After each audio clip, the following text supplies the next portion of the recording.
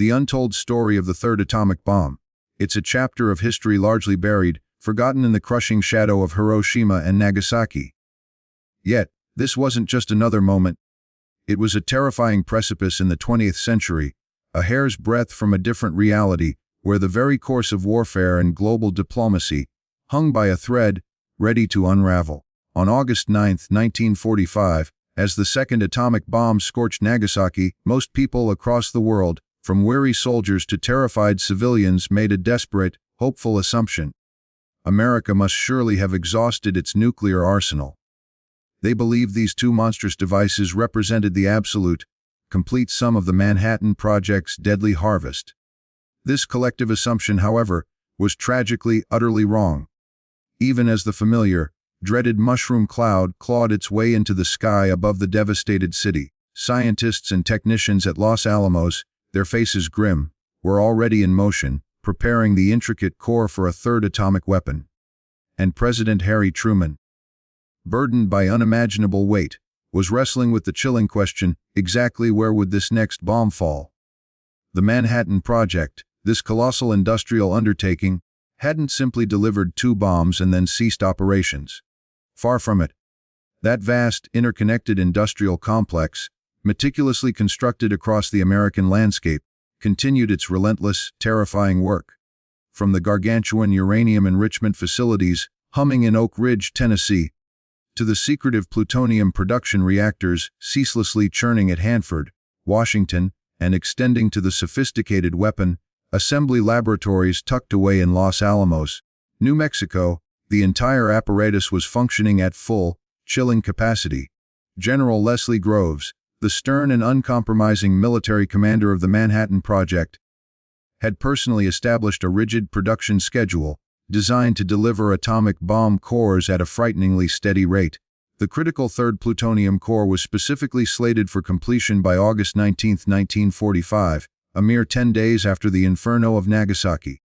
More cores were scheduled to follow in rapid succession, at regular intervals of approximately 3 to 4 days, continuing throughout August and relentlessly into September. The rate of production, frighteningly, was projected to accelerate as the intricate industrial processes became ever more refined, efficient, and horrifyingly streamlined. This third bomb, then, was no mere theoretical concept, no distant plan for some vague future. It was a tangible, material reality, a mechanism of destruction rapidly nearing its devastating completion. The intricate plutonium core, painstakingly fashioned from the exotic, man-made element produced in the Hanford reactors, was being shaped and machined with chilling precision at Los Alamos. The conventional high-explosive lenses, engineered to compress this core to achieve its critical, destructive mass, were undergoing relentless manufacturing and rigorous testing. Even the distinctive ballistic casing, famously dubbed Fat Man, due to its rotund shape required to house the complex implosion mechanism, was in the final stages of assembly. Everything was proceeding with chilling adherence to schedule. Military planners, with grim determination, were not just discussing this imminent third bomb, but actively envisioning a sustained, relentless atomic bombing campaign that could stretch throughout the autumn of 1945 and potentially into 1946 if Japan stubbornly refused to yield. The profound question of exactly where Truman intended to unleash this third bomb demands a deeper understanding of the urgent, often desperate strategic thinking that gripped Washington during those tense, sweltering August days. The original, grim target list for atomic weapons had been compiled through an exhaustive, painstaking process involving top military strategists, brilliant but morally conflicted scientists, and sharp intelligence analysts. In the spring of 1945, the clandestine Target Committee had convened multiple times, meticulously selecting cities that met a very specific, chilling set of criteria. These chosen targets absolutely had to be significant enough that their utter destruction would unequivocally demonstrate the bomb's terrifying, unprecedented power, aiming to convince the unyielding Japanese leaders that any continued resistance was nothing short of futile. Crucially, they also needed to be relatively untouched and undamaged by prior conventional bombing raids, ensuring that the atomic bomb's unique, singular destructive power would be starkly and unmistakably evident. Finally, they were stipulated to possess significant military or industrial value. Not purely civilian populations, at least, this was the theory. Though in the brutal, horrifying practice of war, this supposed distinction became grotesquely, tragically blurred. The original, chilling list included Hiroshima, Kokura, Niigata, and Nagasaki. Kyoto, the ancient, revered capital and profound cultural heart of Japan, had initially sat at the very top of this grim list, due to its considerable size and vital industrial capacity. But, in a truly remarkable act of personal intervention, Secretary of War Henry Stimson had personally stepped in to remove it, passionately arguing that obliterating such a culturally priceless and deeply significant city would inevitably sow seeds of lasting enmity, making any genuine post-war reconciliation utterly impossible. After the twin hammer blows struck Hiroshima and Nagasaki, a mere 2 cities from that initial, dreaded list, still remained Kokura and Niigata. Additionally, military planners, relentless in their grim task, had meticulously identified several other formidable potential targets, including Tokyo itself, a city that, despite suffering extensive, brutal firebombing, still harbored crucially important military and governmental facilities.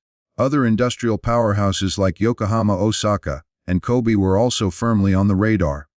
The accumulating evidence strongly suggests that Tokyo, the very heart of the Japanese Empire, was rapidly emerging as the chillingly preferred target for the third atomic bomb. This decision, had it come to pass, would have represented a dramatically terrifying escalation. For Tokyo was not merely another city, it was the sacred, political, and symbolic soul of the entire Japanese Empire. The revered imperial palace, where Emperor Hirohito himself resided, stood majestically in central Tokyo, a symbol of national identity. The myriad government ministries that steadfastly directed the entire war effort were concentrated there, a hive of crucial decision-making. Destroying Tokyo with an atomic weapon would have hurled an unmistakable, earth-shattering message across the world: no corner of Japan was safe, that even the hallowed, sacred person of the emperor himself could not be shielded from this horrifying, new form of warfare. General Henry Arnold, the commanding general of the formidable Army Air Forces, had chillingly received authorization to continue atomic bombing operations without requiring explicit presidential approval for each subsequent, individual strike.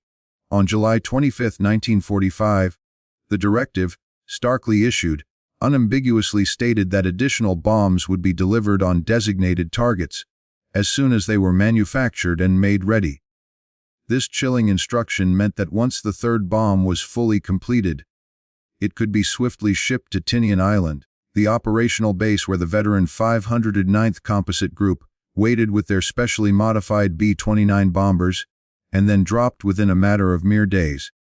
The terrifying machinery of atomic warfare had been inexorably set in motion, and halting its relentless momentum would have demanded active, decisive intervention rather than any passive delay.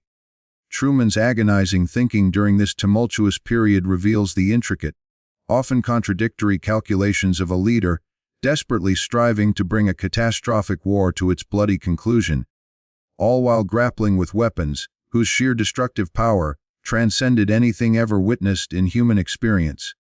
In his poignant public statements and the deeply private jottings within his diary, Truman grappled with a profound duality.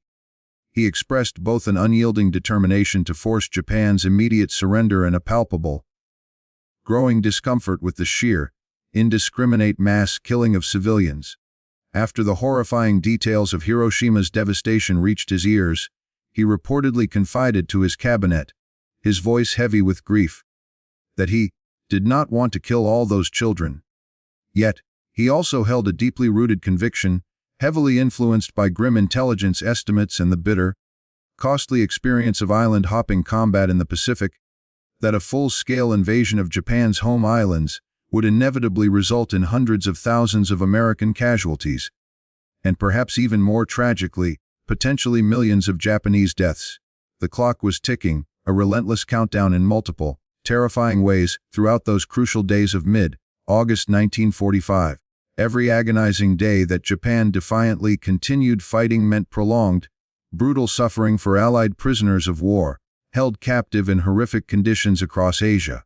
It meant continued starvation and brutal oppression for countless populations languishing under Japanese occupation. And it meant continued, agonizing combat deaths in the vast theaters of China, Burma, and throughout the unforgiving Pacific. On August 8, 1945, the colossal Soviet Union had, as promised at the Yalta Conference, dramatically entered the war against Japan, and Soviet forces were now rapidly, overwhelmingly advancing through Manchuria, abruptly creating a host of new, complex geopolitical complications. Stalin's battle-hardened armies were demonstrating, with terrifying speed, that the formidable Soviet military machine, honed by 4 brutal years of total war against Germany, could crush Japanese forces with shocking, decisive efficiency. This sudden, overwhelming advance raised the chilling prospect that if Japan did not surrender with astonishing swiftness, Soviet forces might well occupy significant portions of Japanese territory, including, horrifyingly, potentially the northern home islands. This scenario threatened to create a divided occupation, eerily similar to the tragic divisions that would soon scar both Germany and Korea. The Japanese government itself was paralyzed by deep internal divisions during these absolutely crucial days. Even after the inferno of Hiroshima, even after the subsequent horror of Nagasaki, and even after the stunning, swift Soviet invasion of Manchuria, the Supreme Council for the direction of the war remained hopelessly deadlocked. The so-called peace faction, led by the pragmatic Foreign Minister Shigenori Togo and the cautious Navy Minister Mitsumasa Yunai, desperately argued for accepting the Potsdam Declaration's terms for unconditional surrender, with the singular, non-negotiable condition that the revered imperial system be preserved. In stark contrast, the entrenched, military faction, spearheaded by the unyielding War Minister Korechika Anami, and the hawkish chiefs of the Army and Navy general staffs, stubbornly insisted on multiple, impossible conditions, including no occupation of Japan proper, Japanese handling of their own war criminals, and a self-directed disarmament. This crippling deadlock meant that even as Japanese cities continued to burn and the atomic bombs rained down, the government found itself tragically unable to act decisively. Emperor Hirohito's role became profoundly decisive precisely because of this debilitating governmental paralysis. In an unprecedented, truly historic intervention on August 10, 1945, and again even more forcefully on August 14, 1945, after a desperate, foiled military coup attempt by officers vehemently opposed to surrender, the emperor courageously broke with centuries of tradition and actively, unequivocally directed his government to accept the Allied terms. This singular, pivotal intervention likely averted the dropping of the third atomic bomb, and quite possibly many more beyond that. But it was, by any measure, an extraordinarily, terrifyingly close call. Had the emperor not intervened, had the military faction succeeded in their desperate, last-ditch coup attempt, the relentless atomic bombing campaign would have tragically, undeniably continued. Indeed, the third bomb's meticulously prepared plutonium core did physically arrive at Tinian Island. But by August 15, 1945, Japan had already formally agreed to surrender. This particular core, rather than being unleashed upon a devastated Japanese city, ultimately served a dramatically different purpose. In 1946, this core eventually became the heart of the fourth nuclear weapon ever detonated, not in the crucible of war, but in the chilling test series conducted at Bikini Atoll. The immense infrastructure and specialized expertise that had been so rapidly mobilized to produce these terrifying weapons did not simply vanish after Japan's surrender. Instead, it became the formidable foundation of America's rapidly expanding Cold War nuclear arsenal, a chilling testament to humanity's continued technological and strategic evolution. And, inevitably, the terrible, world-altering knowledge of how to construct and wield these weapons inexorably spread to other powerful nations, thereby creating the precarious, fear-laden balance of nuclear deterrence that would tragically define the entire second half of the 20th century. The profound implications of what almost transpired with the third bomb stretch far beyond the immediate, agonizing question of how Japan would have responded to a cascade of additional atomic strikes. If Tokyo, the beating heart of Japan, had been utterly destroyed by another atomic bomb, killing potentially hundreds of thousands more innocent people, including, horrifyingly, possibly Emperor Hirohito himself. The entire post-war order in Asia might have developed along radically different, unimaginable lines. The successful, delicate occupation of Japan relied heavily on preserving the imperial system and working cooperatively through the emperor to legitimize crucial reforms. Without that vital, stabilizing institution, Japan's arduous reconstruction could have been immeasurably more chaotic, fraught, and contentious. Furthermore, the stark, brutal demonstration of American willingness to obliterate even the most sacred symbols of Japanese culture might have cultivated deeper, more enduring enmity, making the eventual, crucial alliance between America and Japan far more difficult, if not impossible, to forge. The devastating strategic bombing campaign against Japan, encompassing both conventional and atomic methods, stands as one of the most troubling and morally ambiguous chapters of American military history. On March 9 and 10, 1945, the horrific firebombing of Tokyo, a night of unimaginable terror, tragically claimed more lives in a single, infernal night than the atomic bomb unleashed on Hiroshima. Dozens of other Japanese cities were systematically, relentlessly destroyed by incendiary raids, explicitly designed to maximize civilian casualties and shatter Japanese morale. The atomic bombs were distinct, not in their targeting of civilian populations, a grim practice that conventional bombing had already horrifyingly normalized, but in their terrifying efficiency, their immense shock value, and their chilling demonstration that a single aircraft, carrying a solitary bomb, possessed the power to utterly obliterate an entire city. The third bomb would have tragically continued this devastating pattern, and the fourth, fifth, and sixth bombs, already in various stages of production, would have inexorably followed. Some historians have passionately argued that the atomic bombs were ultimately unnecessary, contending that Japan was already decisively defeated and would have surrendered within a matter of weeks or months, due to the suffocating naval blockade strangling its economy, and the sudden, overwhelming Soviet entry into the war demolishing its last remaining armies in mainland Asia. Others staunchly maintain that the bombs were absolutely essential to achieving surrender, without resorting to a catastrophically costly invasion, pointing to the unyielding military factions' continued resistance even after 2 atomic bombs and the Soviet invasion. The complex truth likely resides somewhere between these two deeply polarized positions, further complicated by the immutable fact that we simply cannot rerun history to observe what might have unfolded under different, hypothetical scenarios. What we can assert with absolute certainty is that American leaders, in August 1945, firmly believed they needed to continue applying maximum, unrelenting pressure, including the option of atomic bombing, to compel Japan's surrender before the scheduled, horrific November invasion of Kyushu.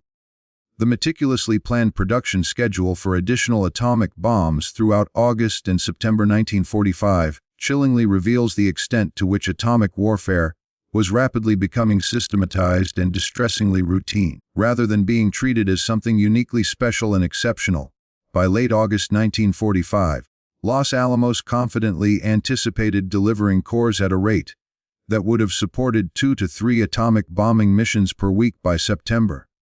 The experienced 509th Composite Group possessed multiple aircraft and highly trained crews specifically prepared for these atomic missions. The entire infrastructure for transporting, assembling, and delivering atomic weapons was functioning with chilling, efficient precision. Had the war continued, atomic bombing would have simply transitioned into another grim tool in the vast American arsenal, utilized alongside conventional bombing, naval bombardment, and the preparations for a full-scale invasion. The unique, almost singular nature of Hiroshima and Nagasaki as war-ending events was not an inevitable outcome, but rather the direct consequence of Japan's timely surrender, which miraculously prevented what might have otherwise become a sustained, horrific atomic bombing campaign. General Douglas MacArthur, the formidable figure designated to command the full-scale invasion of Japan, had initially harbored deep skepticism about the atomic bomb's strategic value, viewing it as a mere sideshow compared to the massive conventional forces being meticulously assembled for Operation Downfall. After the profound shock of Hiroshima and Nagasaki, However, his views underwent a dramatic shift, and he came to deeply appreciate how these devastating bombs had undeniably obviated the desperate need for an invasion that would have consumed immeasurable resources and countless lives. Yet, MacArthur also possessed the keen strategic understanding that occupying Japan and transforming it into a peaceful, democratic nation would necessitate preserving enough of Japanese society and its vital institutions to function effectively. The complete, utter destruction of Tokyo by an atomic bomb might have tragically undermined this crucial goal by eliminating too much of the existing governmental and social structure, rendering true recovery impossible. The brilliant scientists who had painstakingly built the atomic bomb held widely varied views about its terrifying use. Some, like the visionary Leo Szilard and the thoughtful James Franck, had passionately advocated for a public demonstration of the bomb's power, rather than its direct use against cities, hoping that shocking Japan with a public display of this new weapon would be sufficient without incurring mass civilian casualties. Others, including the deeply conflicted Robert Oppenheimer and the vast majority of scientists diligently working on the project, supported using the bomb against military, industrial targets, though many later expressed profound ambivalence and deep regret about the monstrous weapons they had helped create. Still others, like the assertive Edward Teller, showed little discernible hesitation about the bomb's use and vigorously promoted the continued development of even more powerful nuclear weapons. These fundamental disagreements continued to reverberate throughout the entire Cold War, with some Manhattan Project veterans becoming ardent advocates for arms control, while others paradoxically became staunch supporters of expanded nuclear arsenals. The third bomb, that terrifying device that was mercifully never dropped on Japan, represents a historical turning point that almost chillingly transpired but ultimately did not. In one alternate timeline, a horrifying reality we thankfully do not inhabit, that bomb plunged down upon Tokyo or another unsuspecting Japanese city, unleashing unimaginable destruction and killing tens or hundreds of thousands more innocent people, potentially including the venerated emperor himself, thereby creating ripple effects through post-war history that we can scarcely begin to fathom. In the timeline we do inhabit, however, Japan's surrender arrived just in the nick of time, a true stroke of historical fortune, to prevent this additional, catastrophic devastation. Though whether this prevention was due to sheer luck, impeccable timing, or the emperor's courageous, decisive intervention remains a subject of intense historical debate. What is absolutely certain is that the sophisticated apparatus existed to continue atomic bombing indefinitely, that military and political leaders were grimly prepared to wield these weapons repeatedly until Japan finally capitulated, and that only the historic surrender announcement on August 15, 1945, mercifully prevented the third bomb, and undoubtedly the fourth, and the fifth from ever falling upon Japanese cities during those final, tense weeks of summer in 1945.